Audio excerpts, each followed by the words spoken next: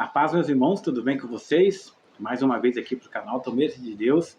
Vamos continuar falando sobre o livro de Ezequiel. Então, eu queria que você se inscrevesse aí no canal.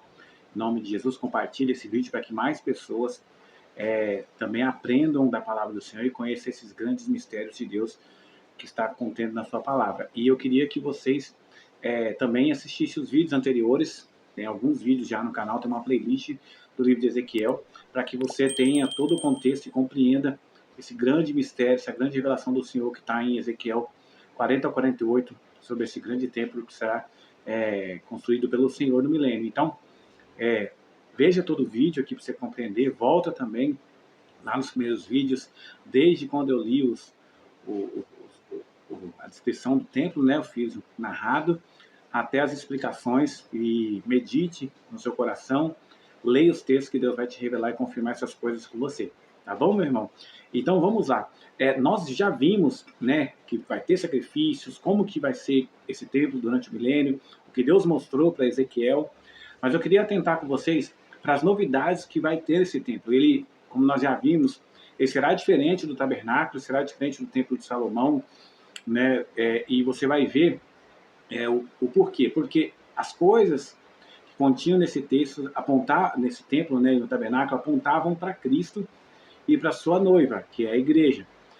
Sendo que no milênio essas coisas já foram cumpridas, você vai ver que peças que apontavam para Cristo e para a igreja não estarão dentro desse novo templo que o Senhor Jesus mesmo irá construir, para que ele e a igreja reinem a partir desse templo, que os ofícios sacerdotais, né, dos sacerdotes segundo a linhagem de Zadok, eu vou gravar um vídeo só sobre esse tema dos sacerdotes, né, esses sacerdotes terrenos, judeus, eles vão sacerdotar para as nações, certo? E as nações vão vir de ano em ano comemorar as festas do tabernáculo, a festa da Páscoa, diante do Senhor, vão oferecer ofertas e sacrifícios a Deus. Nós entendemos já tudo isso.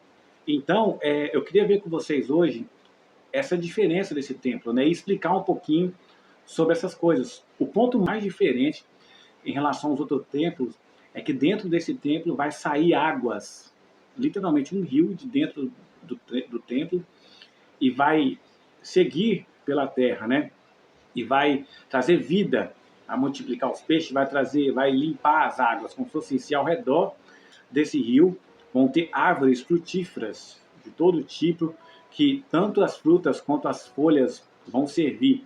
As frutas para alimento e as folhas para remédio das nações, certo? Das nações que vão estar em carne. Então você vai ver que isso vai estar muito relacionado com o que diz em Isaías, ali de 60 a 66, da restauração que Deus vai fazer nesse mundo. Por quê? Porque Deus vai renovar todas as coisas, né? Nós vamos entrar no milênio como sacerdote do Senhor, com o corpo glorificado, aqueles que forem dignos de ser rei sacerdote, nós já sabemos disso, né?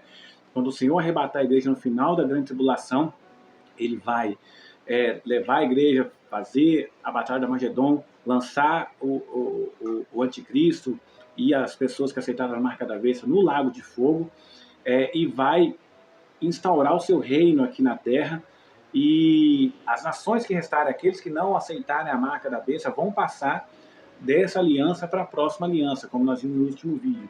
E eles serão chamados, lá em Zacarias fala nações que restam, mas serão as pessoas que não terão o seu corpo glorificado, mas vão entrar no reino de Cristo. E elas serão reinadas por Cristo e a igreja, certo? Então, nessa era, vai ser uma era de, como diz Isaías, de restauração, uma era onde Deus vai fazer uma aliança com os animais, eles não serão mais animais ferozes, serão mansos, e Isaías vai falando que uma criança vai poder tocar numa áspide, numa cobra, o leão vai pastar junto com o cordeiro, e assim por diante, porque a paz vai reinar e vai ser frutífero. Amós fala que aquele que planta já vai logo seguir o que cega, e assim por diante, e vai desfilar mosto dos montes de Israel, ou seja, e de toda a terra, porque a terra vai ser frutífera. Então esse rio já traz em consonância isso. O rio vai ser frutífero ao redor dele, vai ter muitas árvores, muitos peixes para os pescadores pescar, vai ter abundância de alimento na terra. Vai ser um momento de paz que e justiça, onde Cristo vai reinar assim, com paz e justiça, mas também com vara de ferro. A terra vai se encher do conhecimento do Senhor. Olha só que maravilha. Você não quer viver momentos assim? Eu quero viver assim. Então nós temos que viver em santidade, buscar o Senhor, sofrer e padecer os mesmos sofrimentos de Cristo, para que nós, renegando a nossa carne, o nosso desejo aqui na terra, nós receberemos nosso galardão com Cristo, quando estivermos junto com Ele. E nós somos cidadãos dos céus, nós teremos acesso aos céus, as nossas reuniões serão no céu, nós reinaremos com Cristo aqui na terra. Então vamos dar uma olhada para o texto que fala sobre essas águas que correm do trono. Estão ouvindo barulho aí porque está chovendo aqui, tá bom? Ficou até de fundo. Então vamos lá, o Ezequiel capítulo 47 fala assim, olha só. Vou ler do 1 ao 12 e a gente vai meditar aqui um pouquinho. Esse é o primeiro ponto e o mais diferente do que tem nesse templo, né? Que ele não tem no outro templo, nem no tabernáculo. Então, ó, depois disto, versículo 1 do Ezequiel 47. Me fez voltar à porta da casa, e eis que saíam águas por debaixo do umbral da casa para o oriente, porque a face da casa dava para o oriente, e as águas desciam de debaixo, desde o lado direito da casa ao sul do altar. E ele me fez sair pelo caminho da porta norte, e me fez dar a volta pelo caminho de fora, até a porta exterior, pelo caminho que dá para o oriente, e eis que corriam águas pelo lado direito. E saiu aquele homem para o oriente, tendo na mão um cordel de medir, e mediu 1000 côvados, e me fez passar pelas águas. Águas que davam pelos tornozelos, e mediu mais 1000 côvados, e me fez passar pelas águas. Águas que davam pelos joelhos. Outra vez mediu 1000 côvados, e me fez passar o rio, que não podia atravessar, porque as águas eram profundas. Água que deviam passar a nado, rio pelo qual não se podia passar. E disse-me, viste isto, filho do homem? Então levou-me e me fez voltar à margem do rio. Veja, irmãos, olha só, aqui nesse ponto, você vai ver que o rio, conforme aquele homem vai medindo, né, aquele anjo vai medindo a profundidade do rio, e conforme Ezequiel vai andando, vai aprofundando. 1000 côvados, joelho, mais 1000, o joelho não, tornozelo, mais 1000 côvados, joelho, mais 1000 côvados nos lombos dele, e mais 1000 côvados, ele já tinha que passar nada, não dava mais pé. Essas águas também representam para nós hoje a primeira camada de revelação, e bem resumido aqui, é a profundidade do conhecimento do Senhor. Você vai vendo que ao longo das eras, conforme foi passando desde Adão até chegar em nós hoje, o Senhor foi revelando e aprofundando mais o conhecimento. E quando chegou a Cristo, que Cristo realmente veio no 4º milênio, você vai ver que aqui você vai dando de 1000 em 1000 côvados para a gente ligar com essas coisas. Cristo veio e ele deu um pleno conhecimento das coisas, porque ele tinha falado através da Torá e dos seus profetas, mas ele trouxe a revelação através dos livros, né, do Evangelho, através dele mesmo, depois através do apóstolo Paulo, apóstolo Pedro nas suas cartas, Tiago, Judas, dentre outros, e depois o Apocalipse vem acoplando todas as profecias, e você consegue compreender as coisas, certo? Tem um livro de Enoque também, que nos ajuda a entender muito, né, das coisas da palavra de Deus. Então você vai ver que o Senhor encheu a terra de conhecimento dele, não encheu do jeito que era no milênio, mas assim, o conhecimento é mais profundo. Agora você tem que atravessar esse rio a nado, você tem que se esforçar para conhecer o Senhor, né? As águas estão mais profundas, mais conhecimento de Deus. Mas quando chegar no 7º milênio, né, você vai ver que a terra toda vai literalmente se encher de conhecimento do Senhor. Todos vão conhecer a Deus e adorar, e o nome do santo do Senhor vai estar glorificado. Então tem essa tipificação aqui para a gente trazer para o conhecimento do Senhor, que ao longo dos milênios que vai passando, mais se conhece de Deus. Por isso nós temos que buscar o Senhor para conhecer o Santo de Israel, né? Como diz a palavra do Senhor, nós temos que prosseguir em conhecer o Senhor. E esse texto traz isso. Mas você vê que até aqui as águas são águas que vão se aprofundando, e Ezequiel vai vivenciando aquilo que esse homem está mostrando para ele. Vamos continuar lendo aqui, ó. E tendo voltado, eis que à margem do rio havia uma grande abundância de árvores, e de um lado e de outro. E disse-me, estas águas saem para a região oriental e descem ao deserto, e entram no mar. E sendo levadas ao mar, as águas se tornam-se saudáveis, viu? As águas vão se tornar puras, saudáveis. E será que toda criatura vivente que passar por onde quer que entrar esses rios viverá. e haverá muitíssimos peixes, porque lá acharão águas e serão saudáveis, e viverá tudo por onde quer que entrar esse rio. Então você vai ver que a água vai indo, vai saindo do trono de Deus e vai entrando nos rios da terra, né, que elas vão se conectar e os peixes vão se multiplicar, vai ser uma água pura, viva, que é onde a produção de peixe vai ser muito grande e as margens vão ser regadas por esse rio, ela vai entrar na terra e a terra vai ser extremamente fértil, porque você vai ver que é cheio de árvores ao redor desse rio. E vamos entender para que servem essas árvores. Será também que os pescadores estarão em pé junto dele, desde em Gedi até em Glaim, e haverá lugar para se estender redes. E o seu peixe, segundo a sua espécie, será como o peixe do mar grande, em multidão excessiva, ou seja, muito peixe. Mas os seus charcos e os seus pântanos não se tornarão saudáveis. Por quê? Porque vão ser deixados para o sal, para ter sal na terra. E junto ao rio, às suas margens, de um ao outro lado, nascerá toda sorte de árvore para dar fruto para se comer. Não cairá sua folha, ou seja, porque não tem mais essa destruição igual hoje. Porque Paulo fala que a natureza aguarda ansiosamente a redenção, a nossa redenção, dos escolhidos. Para quê? Para que a terra também seja regenerada. Então, não vai ter mais essa destruição da natureza. Você vai ver que as árvores, as folhas não caem mais, e as folhas vão servir para quê? Não cairá, nem se acabará o seu fruto, ou seja, ela sempre vai ter fruto, não vai ter estação, elas vão ter fruto o ano todo. Nos seus meses produzirá novos frutos, ou seja, vai ter fruto o tempo todo, que é muito, depois ela vai produzir mais fruto no tempo certo e assim vai indo. Porque as suas águas saem do santuário, ou seja, as águas que vêm do santuário vai vivificar todas essas coisas, tanto os peixes quanto as aves. E o seu fruto servirá de comida para as pessoas, né? E as suas folhas para remédio. Viu só? Então, olha aqui que bênção. Então, esse rio, ele procede desse templo que vai ser erigido pelo Senhor. Então, além de ter todo o processo de adoração ao Senhor, e o Senhor vai reinar a partir desse templo, também fluirá águas desse rio que vai regar a terra. Isso vai te dar tipologia para Apocalipse 22. Você tem que meditar nisso, lê lá depois, porque lá tem um rio que sai do trono de Deus. E aquele rio é rio de águas cristalinas. Você viu que conforme Deus vai revelando e vai mudando as suas alianças, ele ainda continua tendo coisas que apontam para o futuro. Nós vamos estar no milênio, coisas e várias profecias cumpridas em Cristo e a igreja, e até sendo restaurada pelo Senhor Jesus. Mas ainda assim tem coisas que no milênio que vão apontar para a eternidade. Esse rio é isso, porque quando chega em Apocalipse 21, você vai ver que Deus vai descer do céu com a Nova Jerusalém. Ela não desce no início do milênio, ela desce no final. E quando desce a Nova Jerusalém, esse rio vai descer, porque ele está junto. Então vai ter uma fusão entre céu e terra. E você vai ver que fala que não vai ter mais templo ali na Nova Jerusalém, porque o próprio Deus está lá e ele, ou seja, toda aquela Jerusalém que ele está descendo no celestial vai ser o templo, lugar de adoração do Senhor. Não vai precisar de nem luz do sol, nem nada disso, não vai ter nem noite, porque o Senhor Deus vai estar lá e o Cordeiro também, que é o Senhor Jesus. Então você vai ver que esse templo ele vai ser para durante o milênio, mas você vai ver que no momento que houver a descida do próprio Deus e Cristo entregar o reino para o Pai, esse templo vai ser guardado em algum momento. Lá no livro de Enoque vai te ajudar a entender isso, naquela grande visão dele.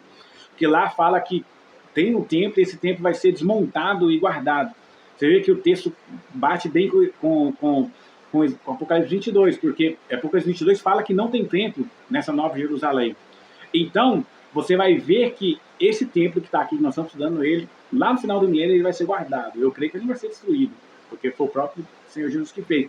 Mas ele vai ser guardado, porque não vai precisar também mais dessa nova era aqui, dessa era do milênio, não vai precisar mais desses ofícios que vão ser executados no milênio, porque tudo vai ser restaurado. Nós entraremos numa eternidade com o próprio Deus, junto com o seu povo. Viu que bênção? Então, esse rio flui como lá, hoje tem um rio, e eu creio que é literal, lá junto que sai debaixo do trono de Deus, e são de rios de água cristalina, está dentro da Nova Jerusalém, que está lá no céu, prontinha para descer para a terra, só aguardando o tempo determinado para isso acontecer. Então, esse rio, eu creio que aponta para esse rio lá no futuro, depois de 1000 anos. Então, você entende? Então, essa é a primeira diferença, e uma diferença muito marcante do templo, que é diferente dos outros. Tanto o tabernáculo quanto o templo de Salomão e o templo da época de Zorobabel, de Neemias, nessa reconstrução, não tinha isso, né? Isso é só no milênio. E você vai ver também que esse templo, ele é diferente porque ele não tem a Arca da Aliança. Nós já comentamos isso pincelado em outro vídeo. Mas por quê? Porque ela é desnecessária. Você concorda que a Arca da Aliança representa a presença e a glória de Deus no templo, certo? Tanto que ela é vista no céu porque ela tem essa característica. A glória de Deus estava intrínseca àquela arca. Você vai ver que enquanto ela estava com o povo de Deus, isso dizia que Deus estava com ele. Quando foi para o filisteu, para você ver, que era um povo idólatra, aconteceu pragas entre eles, aquela estátua caiu porque ela representava a glória de Deus com o seu povo. E representava também o sacrifício de Cristo naquele propiciatório. Não tem mais necessidade disso no milênio. Por quê? Porque Cristo está lá, corporalmente e visivelmente, para toda a terra ver, reinando junto com a sua esposa, que é a igreja. Você entende? Então não tem necessidade da Arca da Aliança, porque o próprio Senhor Jesus estará lá. Você vai ver também que não tem o altar do incenso, que é aquele altar de ouro que fica em frente ao véu. Tem a Arca da Aliança do Santíssimo Lugar, então você vem para frente, tem o véu, e tem em frente logo tem o altar de ouro, onde se queimava o incenso. Esse incenso, inclusive, no dia da expiação, era colocado lá dentro onde estava a arca, para que tudo ficasse com fumaça, para o sumo sacerdote poder entrar. Não tem mais esse altar no novo templo. Por quê? Esse altar, ele é descrito como um altar que está perante a face do Senhor. E o Senhor Jesus já está lá. Os santos dele já estão lá. Veja que, Levítico capítulo 4, 18 fala assim, Levítico 4, 18. E daquele sangue porá sobre as pontas do altar, que está perante a face do Senhor, na tenda da congregação, e todo o restante do sangue derramará na base do altar do holocausto, que está diante da porta da tenda da congregação, como se não existisse véu entre ele e a arca. Você entende? Então, tipo assim, ele estava do lado de cá, mas ele fazia parte da presença. Você vai ver que lá em Apocalipse 5, se eu não me engano, acho que é 5, fala desse altar lá no céu. Só que lá é depositado o incenso e as orações dos santos. Você entende? Então, não precisará mais fazer a oração. Os santos já estão glorificados, é claro, e as nações que restam vão tratar diretamente com os reis e sacerdotes, que vão estar regendo a terra junto com aqueles sacerdotes terrenos judeus que vão estar intercedendo pelo povo, e o próprio Cristo estará aqui na terra. Então, não haverá necessidade desse altar, entendeu? Então, ele era considerado uma peça em conjunto com a arca, então, como não tem a arca, também não se precisa mais desse altar no milênio, certo? O véu também não existe. Você vai ver que, na verdade, depois que Cristo morreu e o véu se rasgou, não se teve mais a necessidade do véu, porque Cristo já tirou a barreira entre o homem e Deus, e você vai ver que o próprio Cristo está no milênio, né, reinando as nações. Então você não vê a descrição de um véu dentro desse templo, porque não tem necessidade. Então lá em Mateus 27, 51, na morte de Jesus, detalha quando esse véu se rasga. Então, a partir de então, o homem tem acesso a Deus. Não tem mais uma separação por causa do pecado, porque através de Cristo, ainda não temos nosso corpo glorificado, mas através do sacrifício de Cristo nós podemos acessar a Deus. Então, mais à frente, na sua volta, nós também teremos um corpo igual ao dele, glorificado. Certo? E a mesa da preposição dos pães, sabe aquela mesa que tinha, onde você entrava assim de frente no lugar santo? Então, lá na frente estava o altar, que é esse que não tem, de ouro, que se queimava o incenso. Do lado direito você tinha a mesa das preposições, que tinha 12 pães. Você vai ver 12 no tabernáculo, né? Com Salomão eram 10, mas ela ficava ao lado direito, e ela representava as 12 tribos, tinha 12 pão para cada tribo. Por quê? Nós somos corpo de Cristo. Cristo é o cabeça, nós somos corpo. E o pão representa a carne de Cristo. Cristo é o pão da vida, né? Se ele está no templo, não precisa de ter mais essa mesa da preposição. Por isso que ela não está lá. Não precisa mais de representação. Essas duas realidades já estão coexistindo juntas. Lembra que eu disse que o milênio é como se fosse uma espécie de Deus juntando a primeira e a segunda aliança, como a sombra vivendo com a realidade, só que partes daquilo que já cumpriu, já foi descrito, não vai precisar mais de existir, porque Cristo já está lá.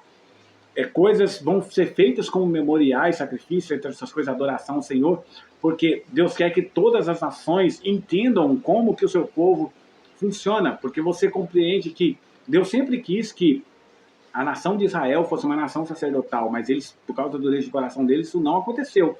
Então, quando chegar no milênio, nações vão estar sendo reinadas pela igreja e por Cristo.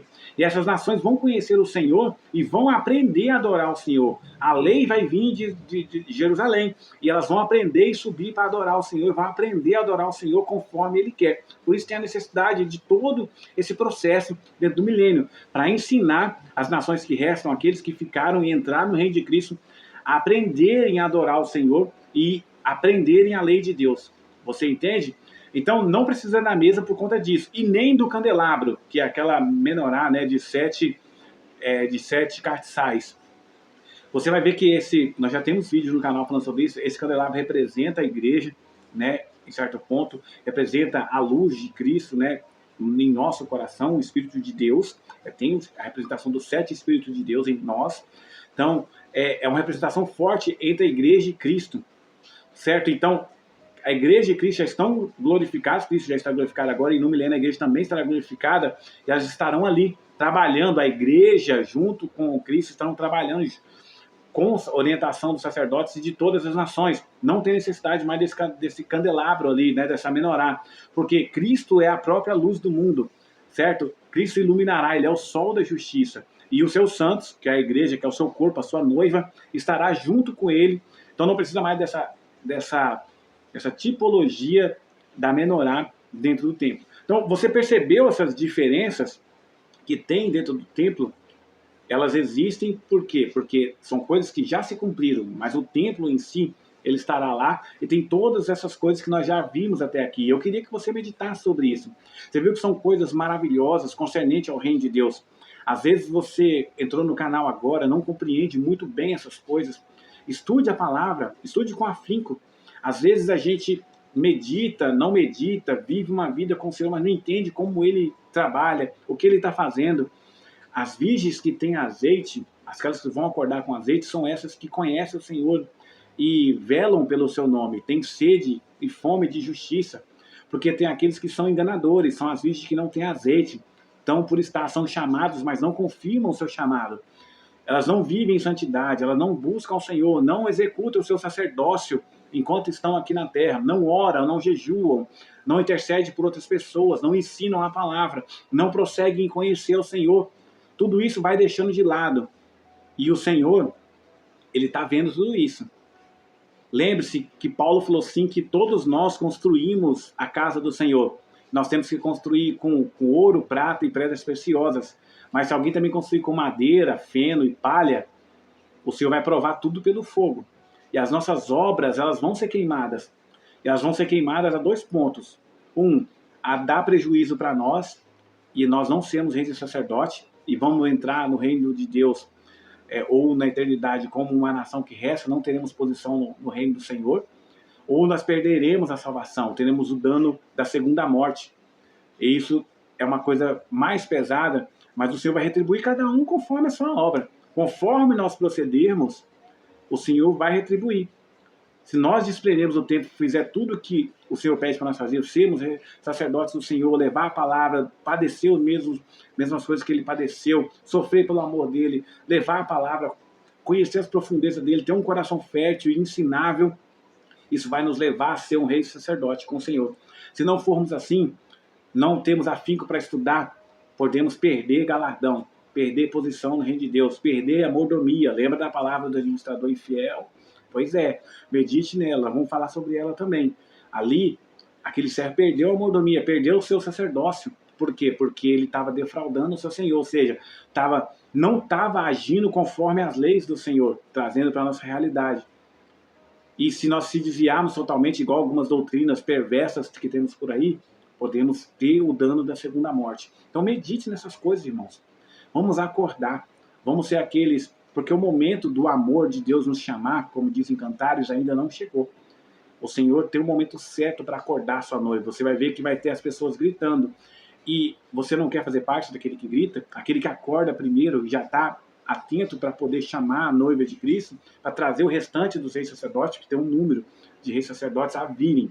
E a maioria deles vão acordar agora no fim do tempo. Nós estamos no fim, irmãos. Não tem muita coisa mais para acontecer. O inimigo já está trabalhando.